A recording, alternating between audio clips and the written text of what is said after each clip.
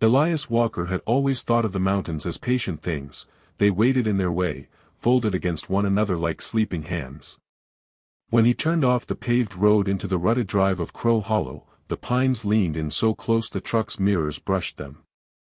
The air smelled of resin and stone and the small, clean cold that comes before the first frost. He had not planned to stay long.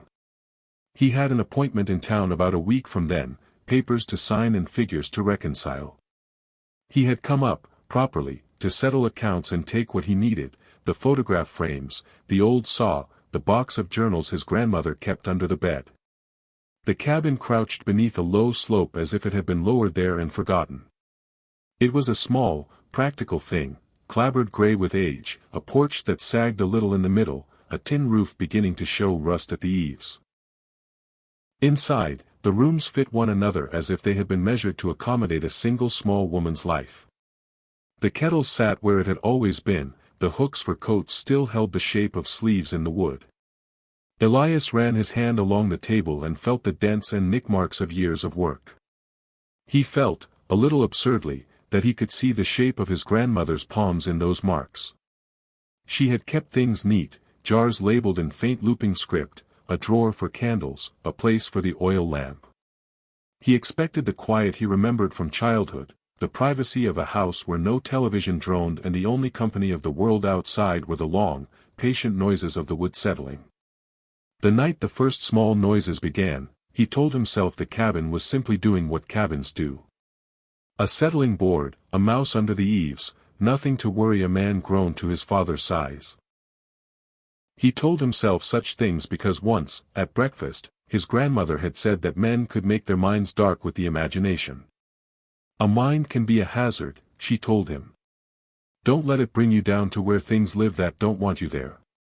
Maeve Whitlow came up the drive while Elias was putting his hammer into the chest on the porch.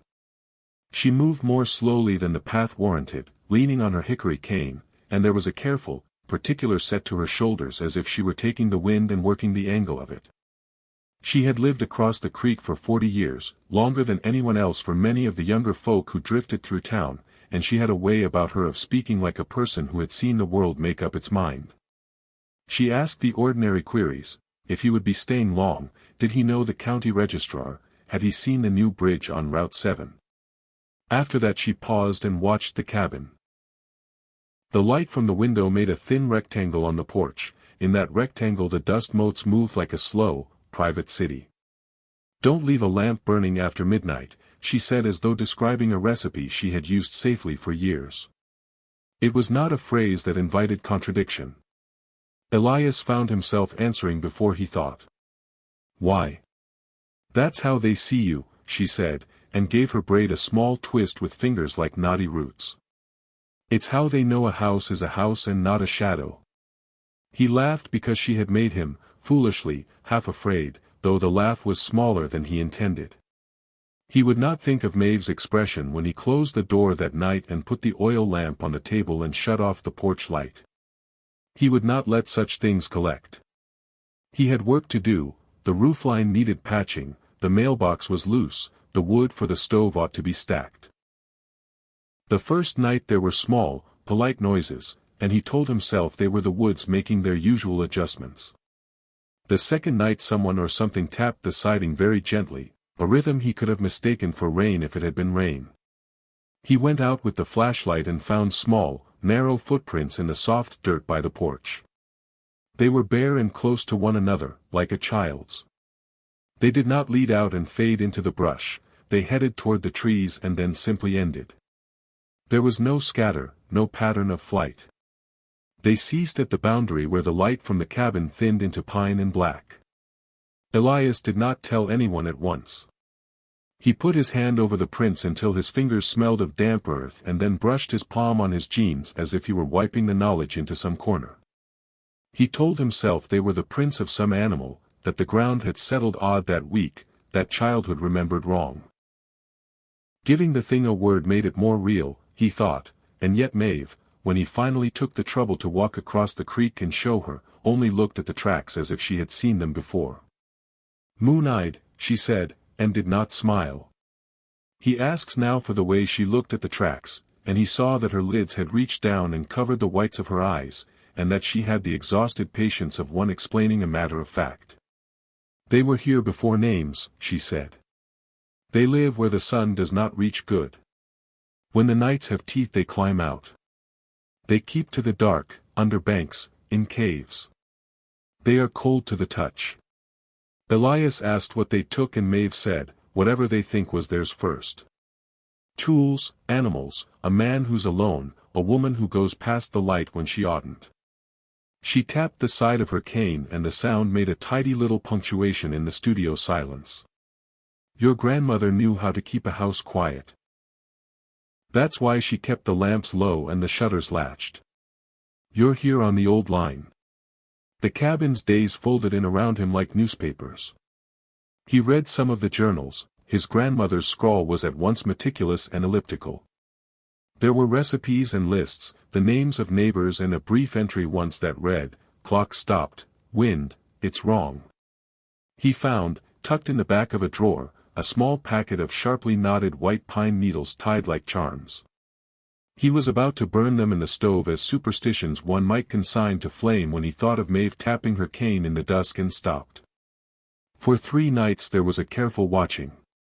The moon-eyed would stand at the very rim of the light from his window, and once, when a match was struck, he could see them plainly, slight figures no taller than a boy, their skin ashen and thin, hair like the underfur of a snowy cat, and the great, dark watching eyes that made the lamplight appear as if poured into them. When they tilted their heads the movement was wrong, it seemed to take a moment too long, like a door resisting opening. At those moments, a sound would come, not from the throat but lodged in the chest, the noise of damp rock scraping other wet rock. He would blow the light out, and when he looked again the margin of trees was empty. The days accumulated odd things. The shed had marks gouged into the bench, as if small hands with long nails had dragged themselves along the surface with animal cruelty. On the bench lay, always, a single white pine needle tied in a tight little knot. Once a pot of preserves was left open in the pantry and he returned to find it neatly covered as if with a lid slid by careful fingers. Maeve, who had the boldness of certain old women who have survived more than their fair share of loss, began to spend evenings at the cabin. She brought with her a kettle and the blunt, practical stories of this end of the mountain. Roads blocked in winter, a landlord's new boy who'd gone off to the war and not come back. She told less of the moon-eyed and more about ordinary things until it was as comfortable to hear her talk of seed catalogues as it was to hear her say, offhand, "They hate the sound of bells and they cannot open a latch that is tied." She laughed at herself sometimes, a small, brittle laugh, and Elias liked the way the laugh tilted her face into youth for half a second. It was in the middle of a thunder with a slow band of rain when everything she had told him came together into a form that could not be ignored. The storm rolled up off the ridges and took the night with it. Rain began to thrash the tin roof and the windows held back a small world of watery light. They had put a pot of stew on the stove and the kitchen smelled like onion in time. Maeve sat by the table, a small shawl at her shoulders, and said the things an old woman says when there is a reluctance to go home. "I'll take the next bus back if you're lonely," she said, which did not sound strange until she added, "or perhaps I'll stay the week." When the door opened without any hand and 3 small pale figures slipped in as simply as if they were guests, Elias heard his own breath sharp and small and his heart an obvious drum. The moon-eyed moved like shapes that had been practiced at moving in non-places. Light struck them and seemed to be swallowed without reflection. Maeve's face did not blank at once, she only set her cup down with a steadiness that was not the steadiness of the young. She had, in her pocket, something that clicked, brass, perhaps, of a small bell, and she touched it as if it were a rosary. The creatures reached for her with long, trim hands and Elias laughed, which was the only thing he could do because everything else seemed to go slower. It is a small thing, a man's swinging of a hammer, yet the consequences of small things gather like stones. He grabbed the hammer and hit what was nearest. The nearest thing broke in a wet, unhuman way, it gave under the blow as if composed of damp clay and something inside like dark gravel. The sound it made could have been a broken jar or an animal's end. The other 2 did not pause. One of them slithered past Maeve and, with a softness you do not expect from intent things, pressed its cold mouth to the side of her neck. Elias watched the color go from her face like frost being wiped away. Maeve's fingers clawed at the air, then at the hand that held her arm, then at the boards, and somebody said later that her eyes had refocused on a place above them as if a light had been put in the sky. Hemlock, he thought. A kind of horror that smells like the pines after rain. He hit at the creature until his arms burned and his forearms ached, and the last thing he remembered before he was outside and running was a small heap of gray on the kitchen floor and the sound of something like many stones falling one after another. He ran because he did not understand the alternative. The rain made strips of cold down his back, his boots slipped in the mud as he flew between trees, and the moon-eye moved without making an impression on the ground, so that he could not imagine chasing prey but rather being pursued by the night itself. Something grazed the back of his neck and at once the world spooled and blurred like an old photograph jostled in its frame, and he fell. Morning came thin and gray. He woke on the forest floor with his cheek to the wet earth and the taste of rust in his mouth. He pulled himself up and the cabin looked as if it had been tidied, the kettle on the stove, the chairs set, the single pine needle tied and placed upon the table. The hammer lay by the sink, clean. There were no footprints around the porch. The mud that had so marred his boots in his flight did not have any trail leading from the cabin to the place he had woken. It was as if the storm had erased the evidence of his running. Maeve was not there. He waited the whole next day for her to appear at the creek with the hickory cane and an ironic commentary. She did not. The house across the water looked less lived in, its curtains drawn against a light that was the same as the day's but somehow had less intention. The road out of the hollow was choked with a small rockslide, which the county truck would move with a complaint and a whine. Cars idled in the valley roads as if deciding. The nights thereafter thickened. Sound diminished, as if the world wore some heavy cloth. The moon-eyed would stand at the tree line and watch with those dark, absorbing eyes. They did not always come close. Often they simply waited until Elias had put out the lamp and the shadows were full. Once he heard, clear as a bell, a sound like fingers running down a violin string. He could not tell whether it came from a living throat or from the ground. On a night when the moon was a white coin, when he had stacked the wood and checked the locks, he heard the single, ringing note of a bell far away across the creek and the sound of careful footsteps on the porch. He thought, impossibly, of Maeve standing in the doorway with the little brass bell she had bought from a traveling peddler long ago. He went to the door. No one was there. The bell lay on the step, dull as a coin in the grass. That is not the way objects are left by accident, they are placed with intent, and Elias had the sudden understanding that whatever had come into his house had also known how to move the world into arrangements that looked like the ordinary hand of a neighbor. After that the moon-eyed became bolder. They left things at the edge of the woods, a child's boot that was not his, an empty spool of thread, a small, broken toy horse with paint missing from its eyes. He kept the objects in an upstairs closet and sometimes, in the late hours when sleep would not take him, he would take them out and lay them on the bedspread and wonder. Wondering is an act that makes you complicit, for wonders mark the mind and give it a place to sleep. He told no one what he had put in his closet. One evening, a soft evening of autumn where the leaves dissolved into copper as if the trees were giving up on themselves, he was awakened by a sound like a person weeping very low and far away. He thought immediately of Maeve and felt, without reason, that she was the source. He crossed to the window and looked. The moon-eyed had formed a loose circle near the old stone sink behind the shed, and in the center a figure lay curled, small as a fist and shaking. It was Maeve, and at first he thought she was praying. He threw on his coat and went out, down the path, the ground feathered with last year's leaves. He shouted her name as he came. She turned her head. Her face had the soft gray of something that had been weathered and left, and tears were on her cheeks like thin soot. She reached out and touched his sleeve, and her finger felt like a thing that had been kept too long underwater. "They say if you bring them a thing that was theirs they go away," she said, voice a rustle. "I went to the sink to fetch water, and when I turned the stone was wet. I thought of your grandmother's silver spoon, and I thought of the bell. I thought I'd bring back what they wanted. I thought," her sentence broke and there was a sound in the trees like many skipping pebbles. He asked what she meant. She smiled in a small, empty way and said, "They like it neat." There was a pause. Elias felt the porch railing press into his palms like the truth. He asked again what she had brought.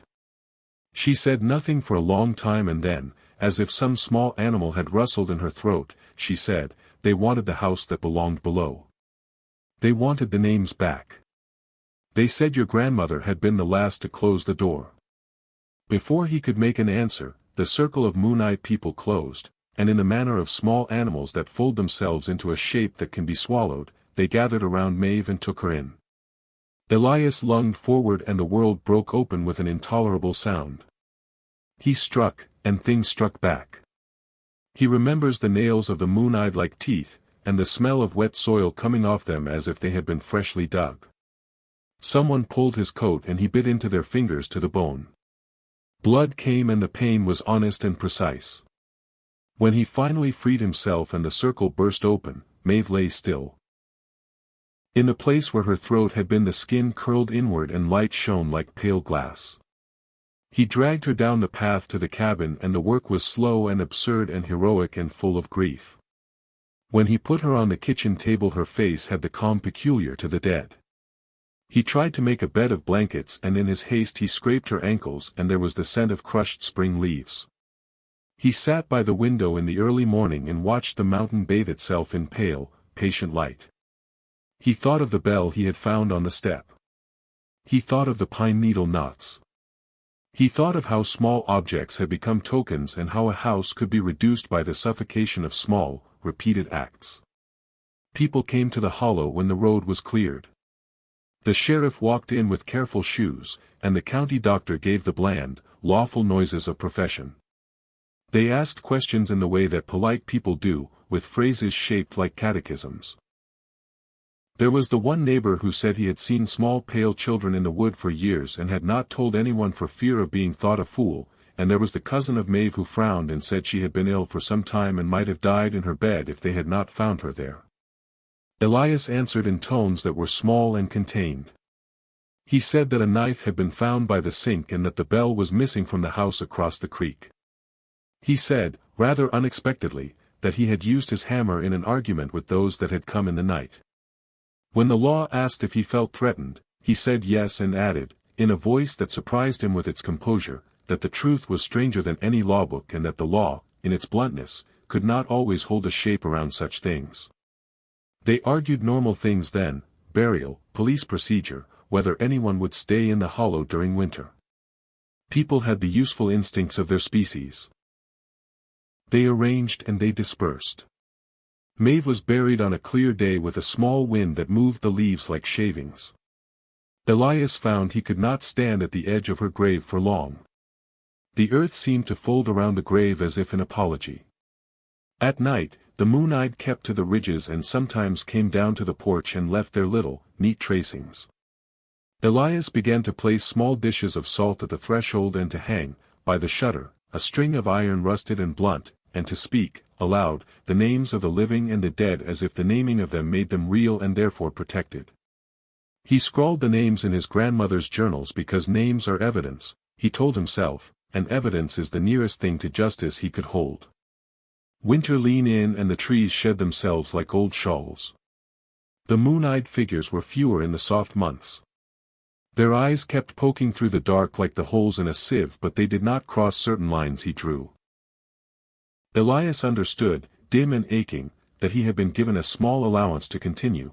It was not so much mercy as a choice of habits offered by a quiet house accustomed to compromise. He had begun to repaint the window sills and to fix the porch in ways he could show the county inspector if he cared to. He had also kept, in his pocket at all times, the little folded slip of paper that Maeve had once given him. On it she had written, with that careful old handwriting, a single instruction: say the names. Keep the lamps low. Then, months later, he understood that a house could be held together by any number of clever lies, by the order of chairs, by a kettle left on the back of the stove, by a bell lying on a step to be found.